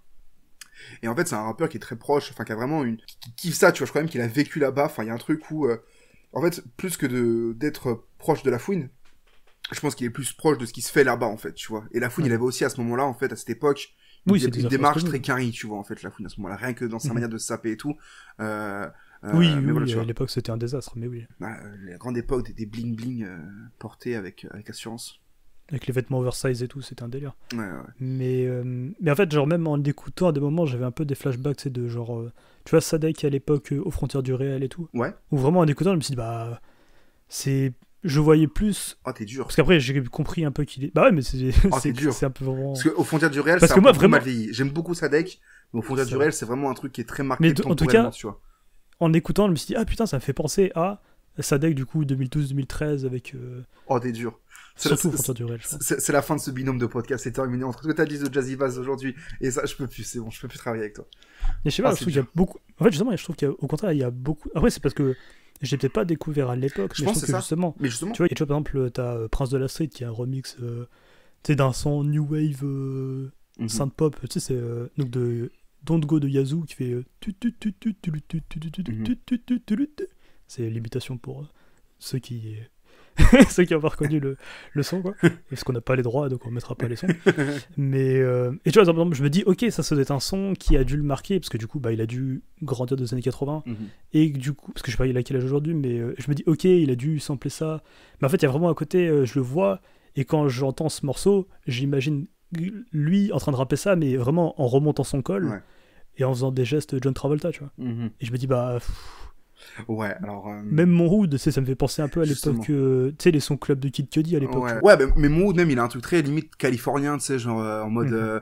Ça me rappelle même le clip et tout, ça peut rappeler un peu limite un truc genre Celebration de The Game, Lil Wayne, Tyga, Wiz Khalifa et Chris Brown. Et en fait, il y a des morceaux. En fait, je peux comprendre qu'il y a des morceaux qui est mal vieilli, et je pense que je manque aussi juste d'objectivité dans le sens où, bah, en fait, je sais plus quand est sorti le projet. En 2013, oui, mais genre, admettons, s'il est sorti le 5 mars 2013. Bah, le 5 mars 2013, j'étais en train de l'écouter et il m'a suivi pendant 3 semaines chaque jour, tu vois. Donc c'est un projet pour lequel j'ai en fait. Mais après, je vais dire énormément des trucs d'émotions. positifs dessus après, Ah, mais. tant mieux. Mais il y a quand même des morceaux effectivement où je te rejoins qui ont peut-être un peu mal vieilli, donc notamment Mon Oud pour le coup où en fait je l'apprécie pour ce qu'il représente, mais tu sais ça fait vraiment très genre dimanche du mois de juin ensoleillé, tu fais un barbecue tout ça avec tes potes et tout dehors en mode un peu genre un barbecue sauvage, tu vois. Ça marche, ça marchait surtout en tout cas en 2013 quand je l'écoutais. En 2021, c'est pas pour ça que j'écoute Green Money en fait. Moi j'écoute Green Money en 2021 pour un morceau comme MAFIA, comme je meurs les yeux ouverts, comme Don Corleone. Don Corleone, très sympa. Ouais, c'est trop bien. J'ai un empire comme Don Corleone. Bon, par contre, il souffre un peu de vraiment. Il y a toutes les références dans ce projet, du coup, que ce soit Scarface, les films de Scorsese, etc. Enfin, qu'on a Ouais. entendu 254 fois. Et vraiment, je me suis dit, il va pas tous les faire. Et il les a Il toutes fait faites. tout, ouais, bah ouais. de Mais, Scarface. En fait, au début, parce que du coup, il cite du coup donc Don Corleone, les films de Scorsese et tout. Mhm. Et après, je me dis, ça va, enfin, après, il dit juste Al Pacino. Et je me dis, vas-y, Al Pacino, ça va, il a une large variété. Et après, je vois, il y a un titre qui s'appelle Tony Montana. Je suis bon, il est Mhm. récupérable. Ouais, non, mais il est totalement ancré là-dedans, tu vois. Mais sur moi, ça marche. Sur moi, ça marche. Et j'aime aussi les moments où il va être plus dans le chant, tu vois, sur un truc comme comme Sortie de la jungle, où ça va chanter un peu, Quand je tombe, où là ça chante un peu plus même. Il est assez polyvalent, tu vois. Après... Est-ce que tu veux que je sois un peu positif? Avec plaisir, j'attends que ça. En gros, moi je trouve que justement il est fort quand il chantonne des J'ai refrains. l'impression de me battre tout seul en mode allez les gars, on mais reste debout, on se lève, je vois que tu... on va vaincre. Parce que moi je sais que j'ai des trucs sympas à dire sur le projet, tu vois. Mais je vois que non, mais moi ça me touche, moi à l'époque c'était cool. Et je te vois faire, et je dis ouais. Je me bats avec mes arguments de nostalgie plus que de non, mais en qualité vrai c'est musicale. intéressant parce qu'il y a vraiment un côté. C'est une époque Ouais. et c'est particulier, tu vois. Mais je Ouais. trouve que justement, quand je disais quand ils chantonnent des refrains, même pas dans Don Corleone en vrai. Enfin, moi c'est. Ah oui. Après la prod aide aussi, tu vois. Mais il y a vraiment un moment où je me dis. Putain, en fait. Parce que du coup, il avait quelle relation avec la fouine, vu que t'es un peu l'expert en français? Ah, c'est comme ça qu'on m'appelle. Relation conflictuelle avec la fouine sur la fin. En fait, au début, il me semble qu'ils étaient quand même assez proches, où effectivement, Green apparaît sur du coup... Green apparaît sur Capital du Crime 1, sur Capital du Crime 2, sur Greenology, il y a le morceau Lamborghini, qui est aussi un de ses petits tubes.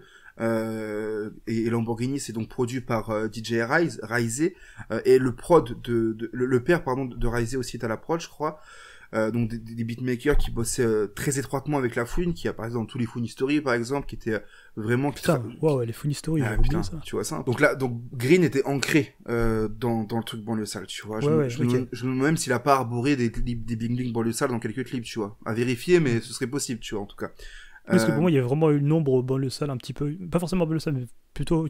En fait, genre à des moments, je me suis dit, j'ai pas dit qui a fait la prod, mais ça doit être Canardo, tu vois. Genre, c'était vraiment cette époque. En tout cas, sur je pense pas sur Fantôme, non. Sur Fantôme, non. Je pense pas qu'il soit dessus. Mais en tout cas, il y a cette couleur un peu de musique, tu vois. Sur Fantôme, il y a notamment Bonne Collector qui font un travail monstrueux. Qui fait, je sais pas si il est tout seul ou s'ils sont plusieurs, mais en tout cas les prods de Bonne Collector sont très chaudes et on retrouve Bonne Collector à la prod sur ce projet, entre autres choses, entre autres mondes.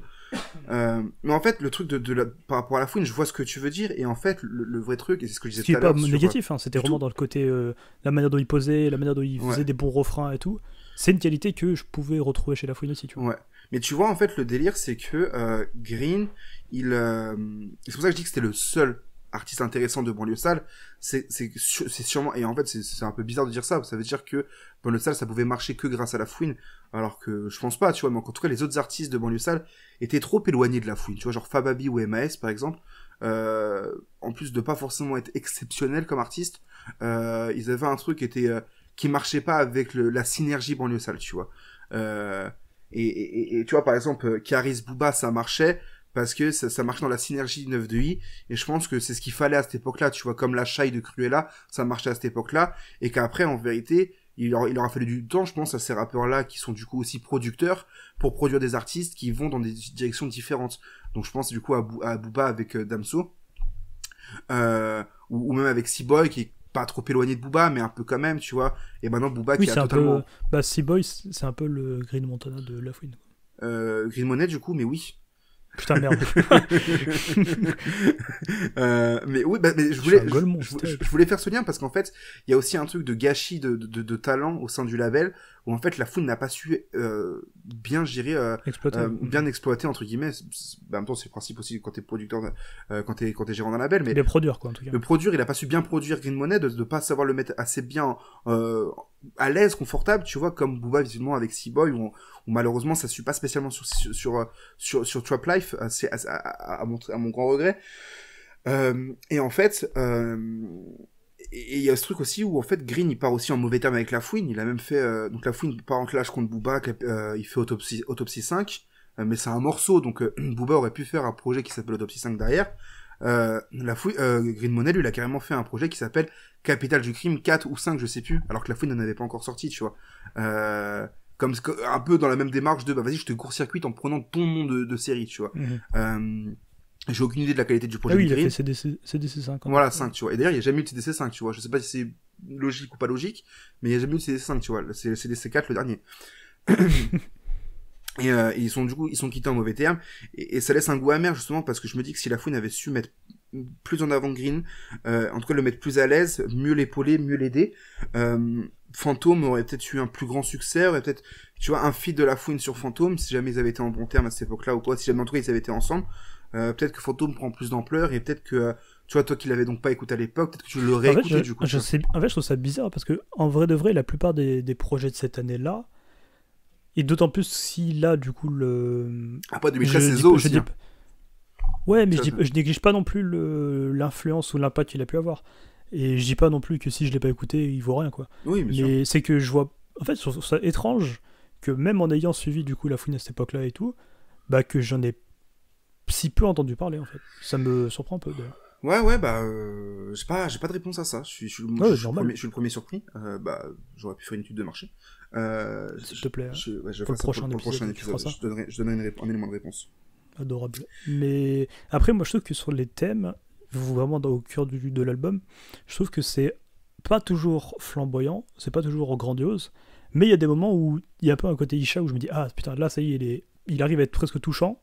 Et il y a un truc que j'ai remarqué dans ce projet, c'est qu'il y a beaucoup cette entre guillemets volonté d'évasion. Tu vois. C'est un truc qui revient beaucoup dans l'album où tu sais je sais pas il commence dès le début en mode tu sais genre son de soirée. Enfin, tu sais, il y a un truc d'évasion, toutes les tous les 3-4 morceaux qui revient. Et après, peut-être parce que je sais pas, on est peut-être à une époque où il y avait moins d'argent, et peut-être qu'il pouvait genre être coincé. Enfin, je sais pas, il y a peut-être un truc sociologique même à creuser sur les raisons du pourquoi, quoi. Enfin, le pourquoi du comment plutôt. Et je trouve ça trop intéressant dans le sens où, tu sais, même la manière dont ils parlent des week-ends comme un truc libérateur, c'est un truc qu'on n'entend pas trop chez les rappeurs, parce que généralement, les rappeurs sont en week-end tous les jours. Enfin, c'est des samedis tous les jours quand t'es rappeur. Sauf quand tu vas au studio et tu travailles, évidemment. Bah, je vois ce que tu veux dire et comment dire, je le remarque pas forcément sur ce projet. Enfin, il y a des morceaux effectivement qui vont dans ce sens-là, bah effectivement, bah mon Hood, tu vois, effectivement, qui est totalement marqué par ça. Mais sur le reste du projet, moi, ce que je retiens, c'est aussi beaucoup d'introspection pour le coup, tu vois. Moi, je pense à une phase qui m'a un peu marqué sur le morceau MAFIA, où il dit à part Dieu, personne ne peut dire m'avoir créé. À part Dieu, personne ne peut dire m'avoir créé. À part ma mère, personne ne peut dire m'avoir fait. À part ma mère, personne ne peut me dire m'avoir fait. À part mon père, personne ne peut me dire m'avoir tué. Et je sais qu'il y a une relation un peu compliquée avec son père, qui est un peu développée, je crois, dans le thread qu'on avait fait, mais faudrait que je retrouve.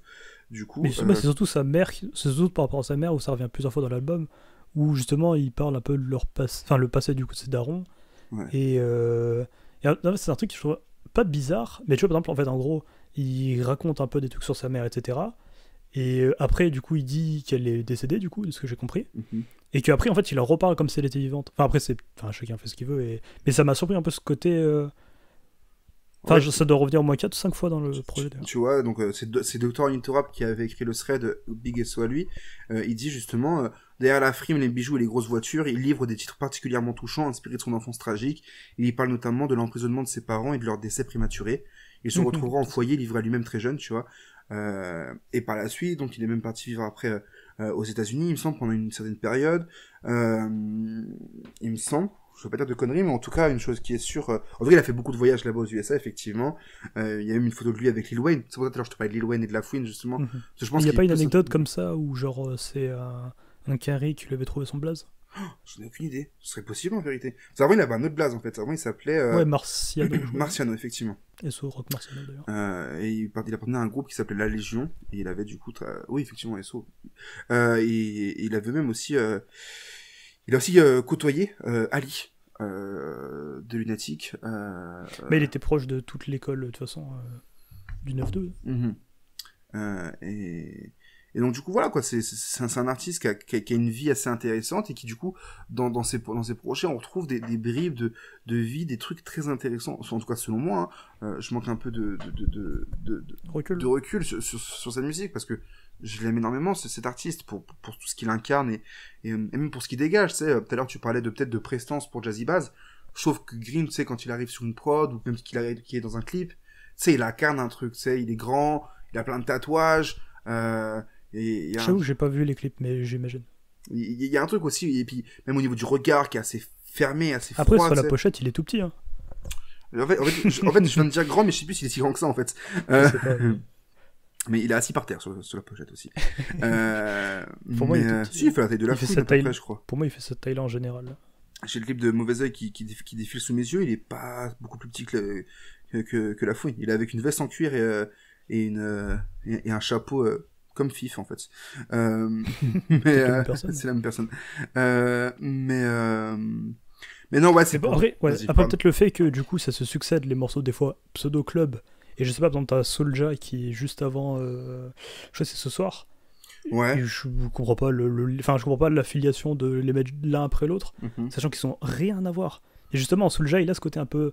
Tu sais, tout à l'heure, on parlait de ce qu'on affilie un peu au cloud. Ouais. Dans ce côté, justement, un peu chantonné, très Mhm. calme Ah ouais. et potentiellement vaporeux, du coup. Mhm.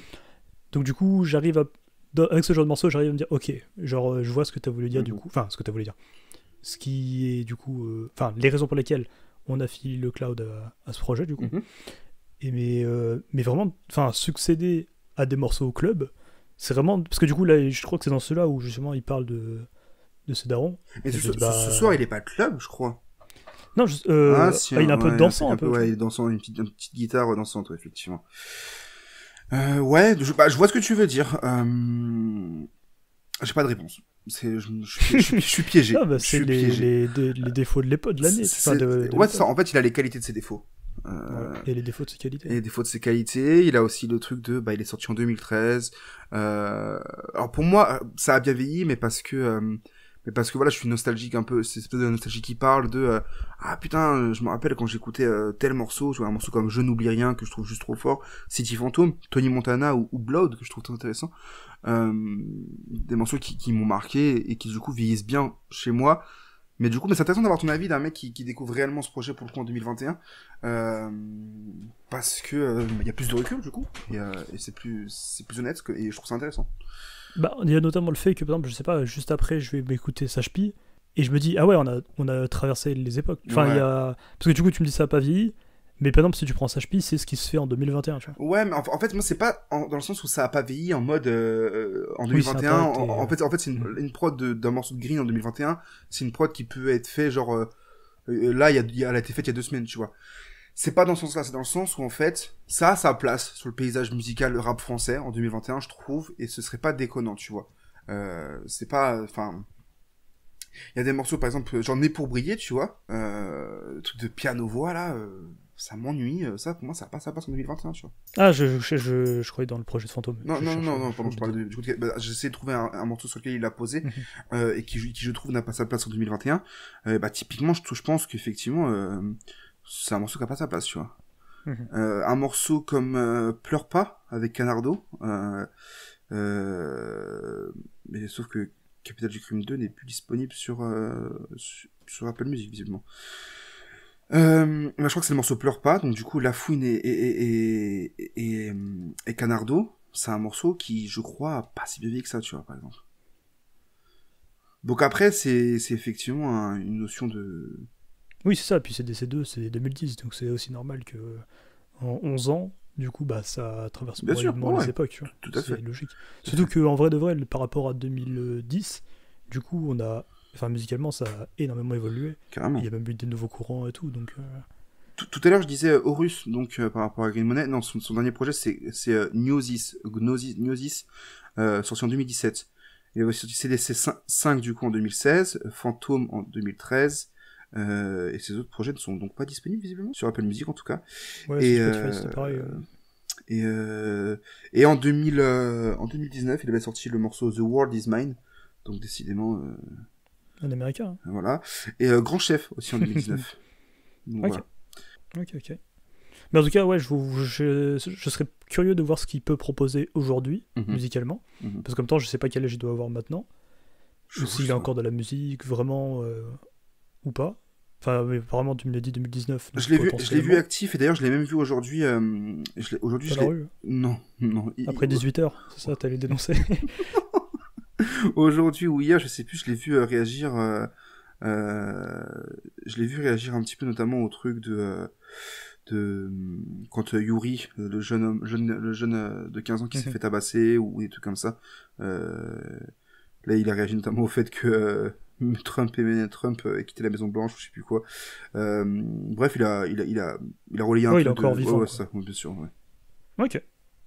Ah, il a aussi fait un tweet le 2 janvier avec RR, donc Rolls-Royce, encore une fois, avec 3 sabliers. Et il a retweeté Ouais, donc un il va mec qui a revenir, dit j'ai quoi. envie d'un nouvel album de Green Money. Green officiel, du coup. Donc voilà. Mais c'est vrai que c'est marrant d'avoir Rolls-Royce Music. Enfin, ça fait vraiment Maybach Music totalement, quoi. Du coup, je trouve ça marrant de... Ouais, bah, mais c'est totalement cette époque-là, tu vois, Oui, justement, bah, on revient à ça, clairement. en fait, où, et vraiment, pour moi, Tu vois l'expression le fruit de son époque. bah oui, mais c'est ça, en fait. Bah, Clairement. c'est tellement J'adore cette ça. expression, d'ailleurs. J'adore cette expression. Au plaisir. Mais, Tu me dis bah ouais, c'est quoi, c'est 1 centime l'expression? 10 euros. 10 euros. Ah, ok, let's go. En tout cas, voilà, écoutez, du coup, Fantôme, un projet qui, bah, du coup, vous l'avez compris, que j'aime tout particulièrement. Amélien, toi, en 2-3 mots, t'aimes pas, Bah, tu réécouteras, tu relativement. réécouteras Il y a certains morceaux que je peux réécouter, d'autres que j'ajoute, mais pas dans sa globalité. Parce qu'en plus, il y a aussi un dernier détail, c'est que, en fait, j'ai perdu l'habitude des albums longs. Parce que là, il y a Oui, c'est un 18 18 titres, et hein, on a ouais. connu les doubles albums aussi, du coup. Ouais, Mais il y a vraiment ce truc-là où, putain, je me dis, ah ouais, c'est vrai qu'il y a encore... Enfin, tu sais, je crois que j'arrivais au 12 ou 13e titre, je me suis dit, bon, bah, ça doit être fini, là. Et je regarde la tracklist, je me dis, Ouais, bah non, en mais fait, là- pas du tout. Et ça, pour le coup, c'est peut-être un petit défaut, je pense. Mais après, c'est un défaut en 2021, Non, bah, tu vois, aussi ça, de hein. l'époque. Oui, Voilà. aussi, on est habitué Ouais. au meilleur format du monde, En- qui est 12-13 titres. C'est ça, en 2013, quand il sort, 18 titres de Green sur un album, je suis là en mode, ok, super, ça va être mon album de l'année. Et je crois que d'ailleurs, en 2013, ça a été l'un de mes albums de l'année, il me semble. Si j'essaie de me rappeler, c'était il y a 9 ans. Il y a 8 ans, pardon. Ouais, putain. Mais voilà. On passe au coup de cœur? Ouais. Bah écoute, Bah, moi, ça je va laisse être commencer. très vite, j'en ai 2. Vas-y. C'est-à-dire que là, du coup, en ce moment, il fait froid et c'est l'hiver. Oui. Du coup, ça me fait penser à New York. Et du coup, les deux rappeurs que j'écoute le plus l'hiver, c'est Rock Marciano et Jay-Z. T'aurais pu laisser Et- un temps de... chez vous, Non. essayer de deviner. Mais... Non. Juste. Enfin, de toute façon, c'est deux légendes du rap, je pense. Donc, du coup, je vais pas refaire leur biographie. Eh, pardon. Jay-Z, c'est top 5 ou pas? C'est top 1, tout Mhm. simplement. Meilleur rappeur du monde. Mais un jour, on fera un contenu. Enfin, je ferai un long contenu sur Jay-Z, je pense. Oh, c'est annoncé. Allez, boum. Il arrivera voilà, donc avant juste, mon long contenu sur Nesbill. C'est ça. Je pense que Nesbill, pour moi, c'est Jay-Z pour toi, j'ai l'impression. Bah, il y a un peu de ça, dans le sens où chez moi, Jay-Z, ça... Enfin, il y a un côté où je l'apprécie, bah du coup, autant en tant que, genre, businessman, motivation, etc., un peu... Tout ce que je déteste chez les fans de start-up, du coup. Ouais. Où je pense qu'il y a beaucoup de fans de start-up qui peuvent récupérer Jay-Z pour, du coup, ressortir, je pense, des citations motivation. Uh-huh.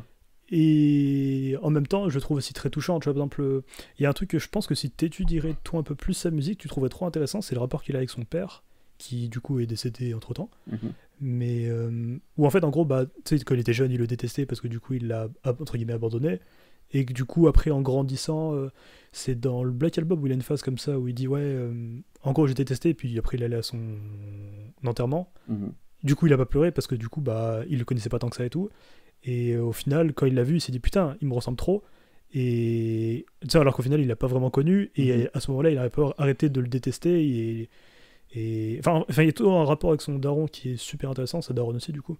Mhm. Mais et justement, toi qui es bien dans ces analyses-là, je pense que ça pourrait vraiment te plaire. En plus que c'est le meilleur rappeur du monde. Ouais. Je vais La lui- concurrence, c'est plus sérieusement. Jay-Z. Est-ce que j'irai autant de blé à son âge? Et voilà, et Rock Marciano, pareil, c'est une légende. Écoutez Rock Marciano. Il y a Reloaded qui est revenu sur les plateformes en plus, donc pas d'excuses pour l'un des meilleurs projets des années 2010. Let's Je te go. laisse passer à tes coups de cœur. Mes coups de cœur, il y en a 2, peut-être 3 en vérité. Le premier, Oh. c'est donc Apple Sims, comme je l'ai dit en introduction de. Est-ce qu'on n'aurait pas une interview qui est Ouais, sortie bah oui, effectivement. Ah Donc, ouais, c'est vrai. je vous conseille d'écouter le projet. C'est un petit 6 titres, je crois, ou 8 titres. 6 titres. C'est un Quartz. 6 titres Quartz, du coup, le P Quartz que je trouve vraiment réussi, que je trouve vraiment intéressant c'est très mélodieux, donc et c'est un projet vraiment divers, encore une fois, très, très, très sombre, mais pas forcément dans les thématiques, hein, plus sombre dans le truc, dans le sens où si on avait le droit de sortir à 20h, je me verrais très bien rouler sous les réverbères avec leur EP dans ma voiture, quoi, ou même à pied, mais je ne marche plus. Mais C'est une phrase de milliardaire, ça. c'est vrai, putain. Bah, pas tant que ça, c'est putain. La voiture, elle commence à coûter cher en gasoil, celle-là. Ah, je pensais que t'étais tellement riche que du coup tu marchais plus. Non, c'est parce que je passe mon temps chez moi ou à rouler. Rider, ouais. Effectivement, je suis un rider, je suis un lover, je suis tout ça, évidemment, voilà. Mais en tout cas, voilà, un projet que je trouve vraiment intéressant sur la musicalité, sur leurs influences qui sont diverses et variées, hein, ça, c'est parfois même assez pop, ou en tout cas, ouais, c'est pop par moment, et c'est pas forcément dérangeant pour ceux qui sont un peu de mal avec ça, je pense, je trouve ça assez réussi. Donc voilà, Quartz, un 6 titres intéressant, et notamment il y a un feat avec, comme je l'ai dit tout à l'heure pour l'introduire, mais il y a aussi le feat avec Edge qui est vraiment réussi. Ça surprend quelqu'un ici? Non, Est-ce personne, que Edge évidemment. va faire un mauvais truc cette année? Je crois pas. Edge qui est totalement dans le viseur, quoi. Dans le viseur, putain, mais excellente playlist. Écoutez la playlist dans le viseur. Voilà, nouveau coup de cœur. Waouh, que des rebonds. Je suis trop fort. Autre coup de cœur, autre recommandation, c'est donc le projet OTO de Joe Ruaka, pardon, qui est sorti le 15 janvier, en même temps que celui de Sage P. Donc on avait eu un beau vendredi avec ces deux projets qui sortaient. Un petit EP 5 titres, avec un tas d'ambiance, un tas de choses qui se mélangent musicalement, c'est assez intéressant, assez riche. Mais faut s'accrocher parce que je trouve que parfois, je veux pas dire que c'est trop, parce que c'est pas trop, mais faut quand même un peu s'accrocher parce que je le vends très mal, je m'en rends compte là. Non, c'est intéressant, il y a une vibe intéressante musicalement, même au niveau comment il place sa voix, les tonalités qu'il prend, où il part un peu dans les aigus, où c'est très chantonné, ça peut rappeler éventuellement, je sais pas, peut-être un peu Chansko éventuellement, peut-être un peu la scène suisse éventuellement aussi, je sais pas, je saurais pas trop dire, mais quand je parle de scène suisse, pardon, je pense plus à tout ce qui est tout ce qui va être varnish éventuellement plus que aussi voilà varnish quoi. Du coup voilà, donc c'est un projet que je vous recommande. Et quatrième du coup recommandation, mais en fait c'est un peu facile parce qu'on va en reparler donc et je pense que vous l'avez déjà tous écouté ou ça va pas tarder. C'est le projet de Frénétique qui est juste trop bien, que j'ai beaucoup apprécié. Il y a peut-être des choses à redire, je sais pas trop, je sais pas si je suis faut que je le réécoute parce qu'effectivement vu qu'on avait cette émission à préparer, j'ai assez peu écouté les sorties de vendredi. Mais j'ai quand même bien aimé globalement le projet de Frénétique. Mais de toute manière, ce sera le projet que je choisirai en guise d'actu pour le prochain épisode. Toi, Amélie, t'as pas encore choisi celui d'actu? Aucun teasing. Aucun teasing. Bah si, enfin, si vous êtes encore là, vous le savez. Ouais, voilà. potentiellement. Voilà, c'est ça. Ça peut faire une certaine forme de teasing. Voilà. Mais du coup, bah, Amélien, quel projet as-tu choisi à la place de donc il y a 2 épisodes, c'était donc spécial de Seaboy. Le dernier c'était donc Jeune Coupable Libre des X-Men.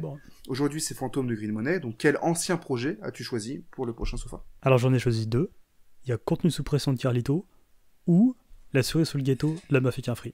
C'est 2 albums que j'aime beaucoup. Ouais, donc je te laisse le choix. Je sais bien que t'aimes les deux. Celui de Carlito.